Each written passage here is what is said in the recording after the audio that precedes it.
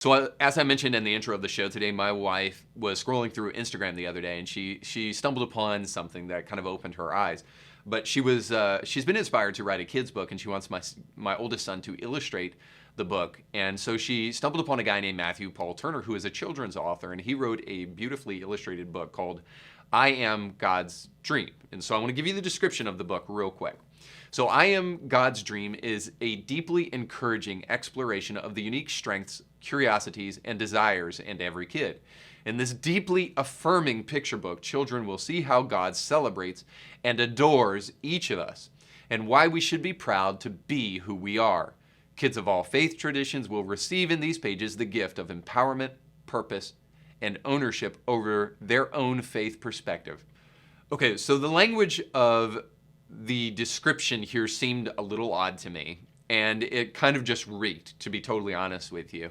And then the title of the book as well, about I Am God's Dream. I mean, like, God is dreaming about me? Like, how do I even know that? But it also sounds a little bit like God is worshiping us rather than the other way around. But hey, we want to support fellow believers and all, but as we started to thumb through the guy's work a little bit more, and then also thumb through his profile, we thought a little bit more on what's really going on in this book, and our eyes were illuminated when we started to see some things on Matthew Paul Turner's Instagram. So he posted a sign from his kids' middle school that says things like, Latinx students, your culture will be celebrated here. It's okay, so problem number one with that sign. Latinx people don't exist. They were actually created by old white liberal ladies. That phrase was anyway. Problem number two, the sign says LGBTQ students, you do not need to change. But of course the implication is that straight students, you must change. You must tell your lying eyes that that young man wearing a dress is actually a girl. But maybe he's just showing that his school is truly awful and he needs to get out of there, and he was shocked by the fact that the school would put a ridiculous sign out there like that. But more scrolling showed that his agenda is not truth, but to quote him, we want to explain God in new ways, end quote. So not biblical or honest ways, we're just looking for new ways to explain God. So we see that he supports a book called My Gay Church Days and feminist theology books called Red Lip Theology. After seeing that and more, we finally saw something that really kind of shocked us. We saw Natalie Grant and her posting about the book, and she personally endorsed the book on the post. So for those who don't know, Natalie Grant is a prominent Christian musician, and in the past, she's received attention because she walked out of the Grammys one year when Katy Perry was literally doing a satanic dance, and that's just not me as a Christian saying that, like she called it that, and where they married a gay couple on stage. So it was a very disturbing thing for my wife to see Natalie Grant, somebody who she likes, a prominent and visibly, well-known Christian musician, endorse a book like this and endorse a guy like that. So she's usually the one telling me, hey, calm down, or the one that's literally saying, after I've spoken to her for about 30 minutes about something that's really important to me. So it was a real moment for my wife where she finally did what I call she stepped in the poop. She realized that there is something happening in Christianity and out there in the world that she didn't notice before.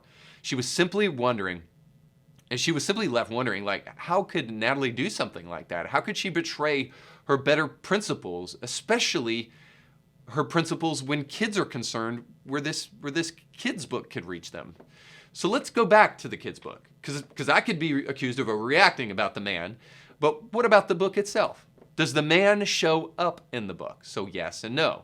No, the book does not groom kids specifically into unbiblical and unscientific lifestyles, but in other ways it does. It uses very careful language to obscure what the author really wants to say, which is not only that God loves you, but it's also a desperate attempt to prove that he is an ally, right? But also language that he uses in this affirming book, my words, his words, not mine. So in this affirming book, he wants to suggest that all ways of viewing yourself are equal. In other words, yes, it is a book premised on the lie of moral relativism, and that no matter what identity you can come up with, you're that. So it reminds me of a great book that probably a book you should buy, Johnny the Walrus, which is in direct opposition to this book. Johnny the Walrus, of course, is about a kid who thinks he's a walrus, and his mother says, hey, you be whatever you want to be. But then the doctor says, no, you're not a walrus. And then finally Johnny, it's a redemptive book, at the end of the book realizes, you know what? I'm not a walrus. So ultimately, this book is simply premised on a lie. It's the lie of moral relativism. It's the lie that any identity that can be come up with, including furry ones, are completely and equally valid. And then it's packaged up for kids. So you can bet a little alarmed when I saw this, especially from a supposed Christian author. So if it assured kids that God loves them, fine. But it seems to suggest that God loves you and every decision that you make. How could I not see the views of this LGBTQIA+ ad infinitum affirming author and his desperate attempts to be noticed by deconstructionists? How could I not see this permeate this kid's book? So this brings us back to the theme of today's show. What accounts for this sentiment among supposed Christians? What's so bad about telling a kid that they can be whatever they want to be? And where did this sentiment come from? So first of all, let's talk about the problem. Why is this a problem? Teaching kids that God affirms all their decisions is just a lie. That's why it's a problem. It's not true. Sure, God loves you just the way you are, but he loves you enough not to keep you that way. He will lovingly and gently, and sometimes not so gently, I can tell you from personal experience, warn you away from destructive decision-making that is not in your best interest. Kids are the prime target for that message specifically because they are little suicide machines, and parents have the responsibility to help them navigate good and bad in this life. So to suggest to them at an early age, whatever you decide is good, is to condemn them to a life of ice cream, butter noodles, and pancakes, which we all know, not actually that good for you. Well, let's talk about the source now. So if this is bad and God doesn't approve of every decision we could possibly make, which would be lunacy to suggest, where does this idea come from? So as moral relativism has invaded our culture, it has created Christians who are blind to its effects and now practice it without even recognizing that they're doing it. So Natalie Grant can hold up a book of a clearly confused secular man that claims to be a Christian who gets all the street cred for being nice without ever taking any risks of being honest. So this comes from the fact that we have ejected morality in the West, and we are operating as a purely rational society. So reason is great, but nowhere near as powerful as morality and reason together. Without morality, you can justify any action endlessly through rhetoric and lying to yourself. And this is how we come away with, you do you and you be you. But the real problem here is that morality forces us to weigh and test ideas against right and wrong rather than just to justify our decision making with rhetoric. So when we actually get down to what is right and what is wrong and what is good and what is bad, we find that some ideas are good and some are really bad. And perhaps we've moved away from talking about morals in the West because it leads us to an ultimate conclusion, that morality is better illustrated in religious ideas than anything you'll be able to develop on your own.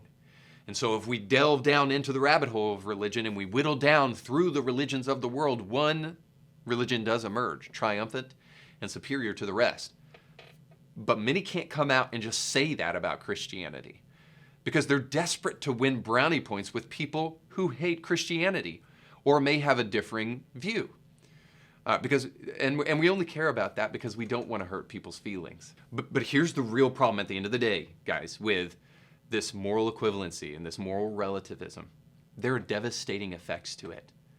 As there are any time when you just wish to adopt banal and cowardly ways of living. But there are side effects to moral relativism.